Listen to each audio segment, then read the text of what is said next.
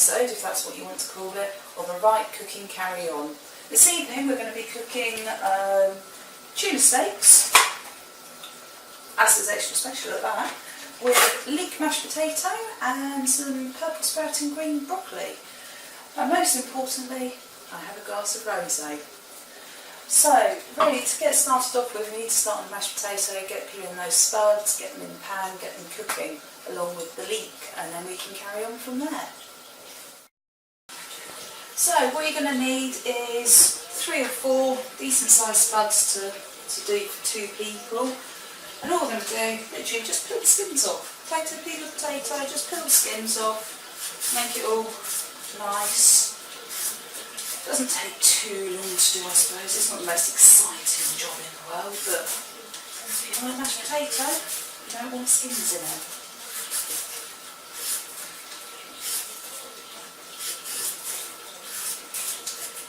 You can try and get those little knobbly bits out if you can. They don't look too nice. I'm sure they won't hurt if you don't get rid of them. I don't particularly like the knobbly bits. Okay, so once you've got your 1 peeled potato, very nicely and expertly done, what we're going to do is get our nice big chopping knife and just going to cut it up into sort of bite-sized chunks, so that then all of the potatoes get nice, even cooking. So you're not going to have hard chunky ones when you've got soggy bits of potato already cooked. So once you've got all of your potatoes peeled and chopped, you're then going to move on to slicing up the leek. Right, so we've got the potatoes chopped up in our pan there, as you can see. Now, use real potatoes, don't use smash. If I'm honest, smash is bloody disgusting. And potatoes are actually far more tasty. So all we're going to do now is just slice up those leeks into nice little slices. I'm using 1 whole leek here for this, so it gives it a nice taste all the way through. And then once it's all in the pan, you can be hearing in the background, I've got the hot water boiling in the kettle, because it's far quicker than waiting for the water to boil in the pan. Although I'm saying that because I've got a stupid electric oven in this little kitchen, so I'm not in a fancy showroom. As you can tell, in the studio or anything, I am in my little kitchen at home. Right, so next thing we want is some salt. I'm going to chuck some bit of salt in there, just a little bit of seasoning, and wait for that kettle to boil and get those potatoes on. Okay, so hot water's in the pan now, as you can see by the lovely steam that's going on. So that's going to go on the hob, and just going to keep an eye on it throughout the duration of the next process. So what we're going to do is we're going to have a pick through our purple sprouting broccoli here, because I'm not going to lie, it has been in the fridge for a little while, so we're going to need to go through and just get rid of all of those mangy little stalky bits at the ends.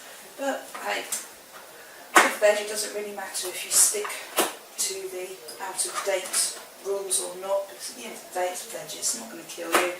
Unless it's slimy and it's actually physically got mould growing on it, I don't see. Look, what's the point of that piece? That hasn't even got a head on it. Yeah, so unless it's actually got stuff growing on it, use it. If it doesn't smell bad, doesn't look bad, just cut the bits off that you possibly don't want to eat. So it might be a little bit of a laborious task and all of that. Oh, there's a bit here that's jumped out of the box. So we're just going to go through, cut all our stalky bits out, send some potatoes, get plenty of seasoning in there of the salt, get it on the hob, get it boiling, get it cooking, and then we can get on with sorting out our tuna steaks, those lovely, wonderful tuna steaks. The tuna itself, we're going to literally just pan fry it.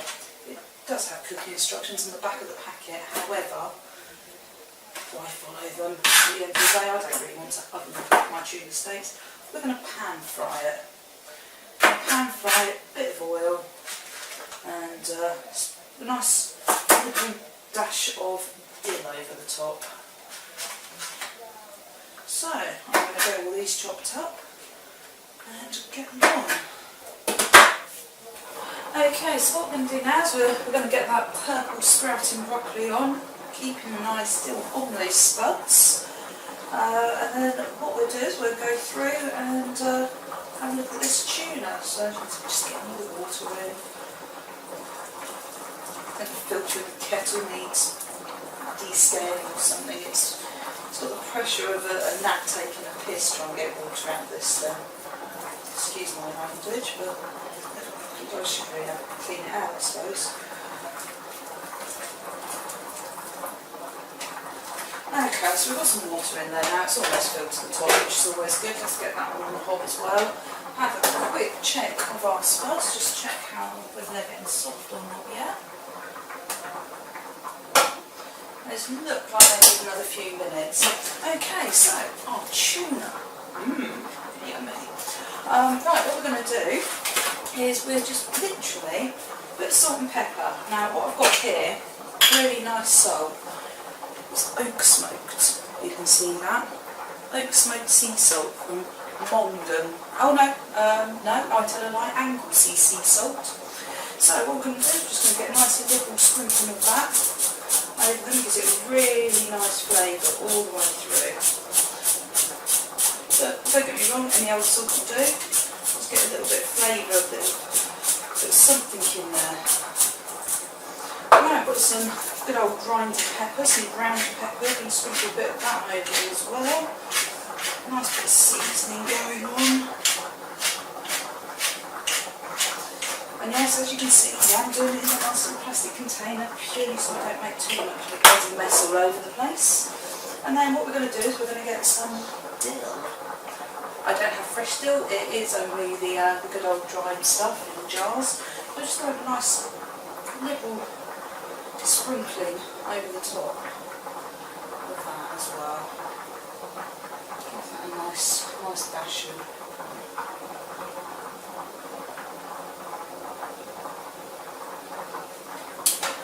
Right, so there you have it. You've got your salt and your pepper and a bit of dried dill over it. All looking very nice. Right, in the pan, one nice frying pan. Now get ourselves some olive oil. And I'm going to put a good glug of that in there.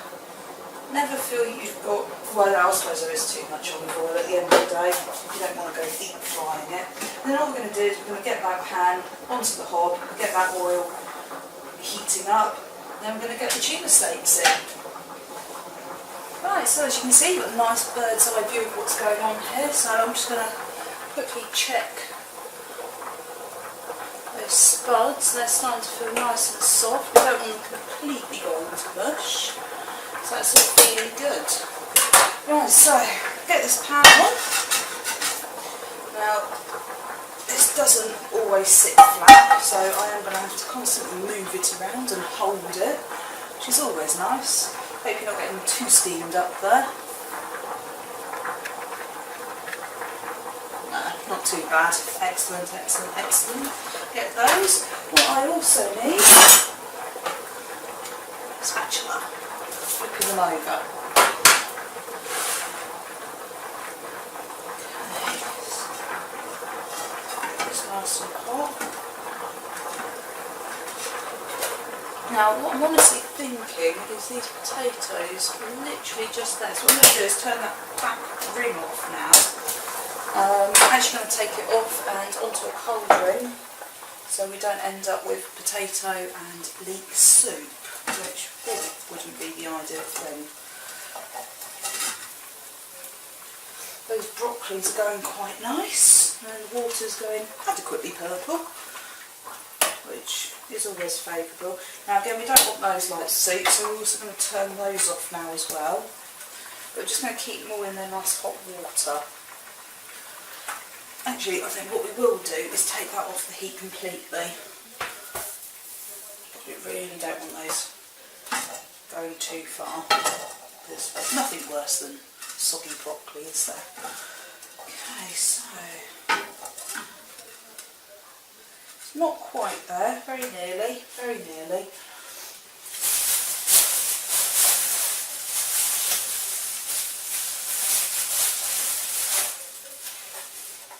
Now what I like to do to test the oil, as it were, to make sure it's hot enough, just get a bit of your veg peelings. So I've got a bit of leek here. And all you're going to do is just dip the end in and see if it starts to bubble. So it's not starting to bubble just yet, so it's not quite hot enough to put the tuna in. So that's what we're waiting for. A few little bubbles just start coming out of the veg, just to say that it's hot enough. So we'll just give that a few more moments. So the oil's got nice and runny now. It's not all gloopy. Well, not olive oil is particularly gloopy. But it's getting thinner, it's getting runnier, it's getting to the point you can start to cook in it.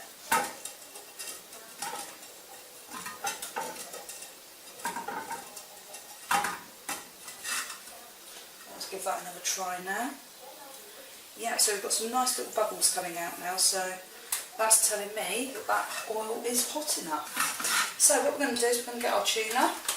Now we season them in the packet. Now what I tend to do is put the unseasoned side in first and start getting that side cooked. So I chuck both bits in at the same time. And you can see I have got one chunk thicker than the other. It's really difficult to squash a tuna down though. It's not like a chicken breast. Never mind. Right, let's get this rubbish out of the way. Let you guys watch my tuna sizzling away.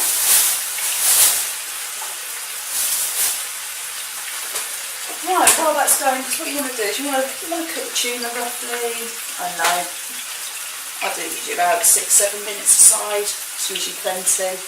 Although we have got this particularly thick chunk here, which might require a little more. I don't know. Okay, so what we're going to do is we're going to get this tomato leek off the hob now. Just going to go and drain that off. And then we'll have a look at mashing that in a minute. Stick those on the cold one. These are still going.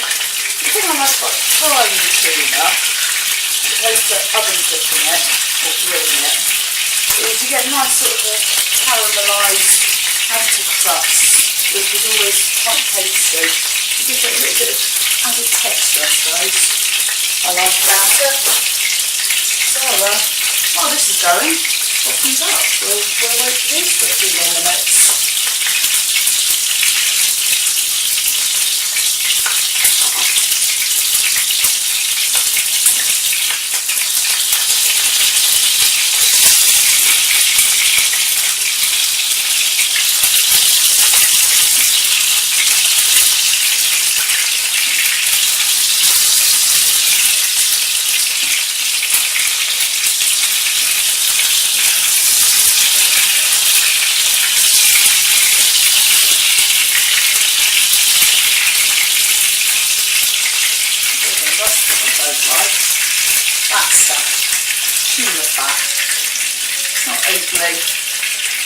Particularly nice, as you can see, tuna fat.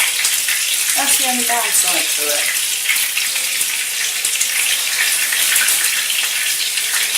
I'll tell you what, let's go around and just scrape this tuna fat off, I suppose. That nice sizzling sound, that means it's going nicely. Look at that.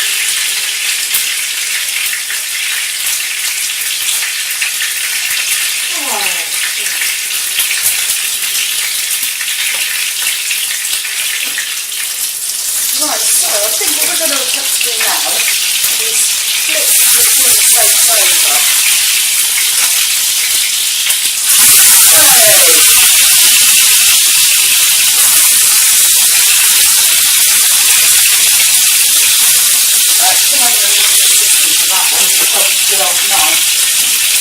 That was a little bit hot there then.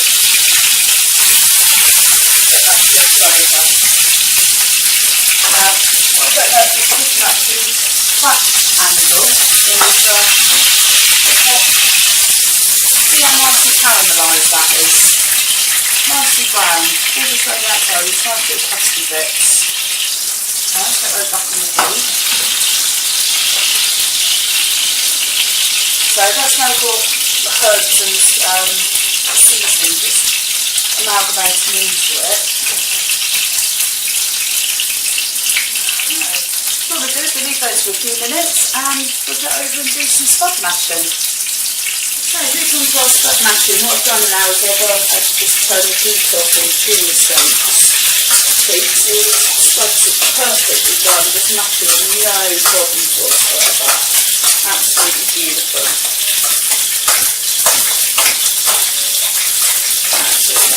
Absolutely no effort going into that, none whatsoever.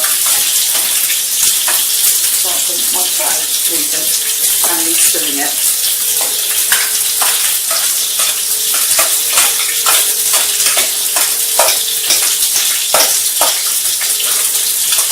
So even because the meat is so soft, they've literally just disintegrated into the mash as well.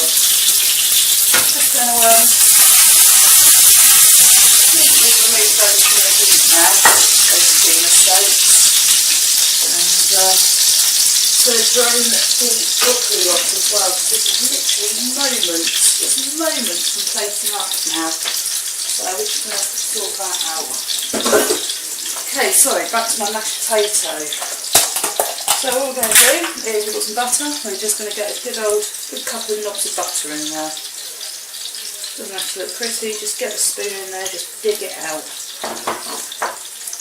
And just going to give it a good stir around, get all that butter melting into it.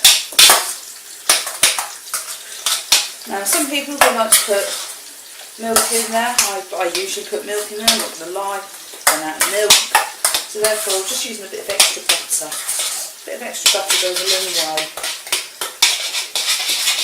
Now it's a good consistency, it should be just slightly runny off, but I don't know whether it's not lumpy. It should just fall off the spoon. Okay, so all of our butter's melted in there. I'm going to go back to that nice oak smoked sea salt. Let's get a bit of that in there. Get a bit of that salt going.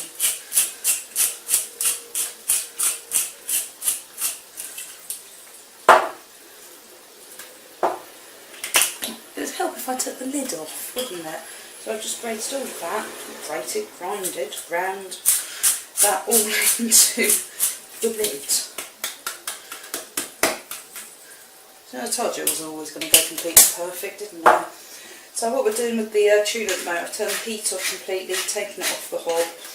That's now just sort of resting a little, because searing hot tuna isn't overly nice. Burns your mouth. So we've got seasoning in there. Give it another good whisk round.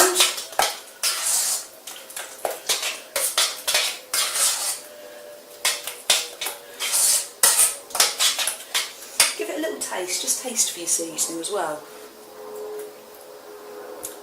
Oh, that tastes beautiful. Absolutely beautiful. Seriously, try this mashed potato at home.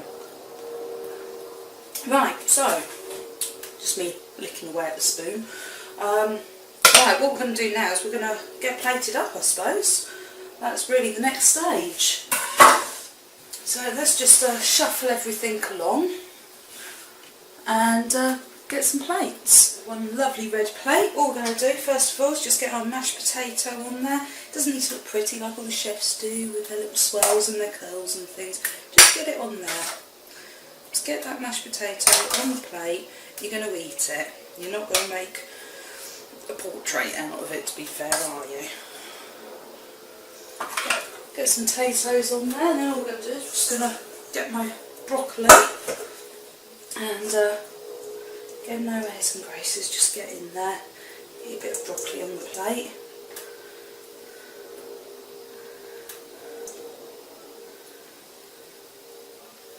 Nice bit of broccoli going on. And then all we're going to do is then just get one of our tuna steaks, and we're just going to, oh, just nudge the camera, just going to get that tuna steak on the plate, like so.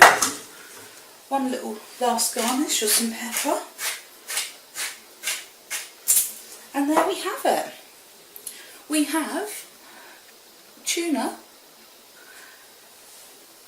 mashed potato and leek, and some purple sprouting broccoli, and there we have it, in no time at all. Literally it's taken about half an hour to create this. Enjoy at home. Till next time, bon appetit.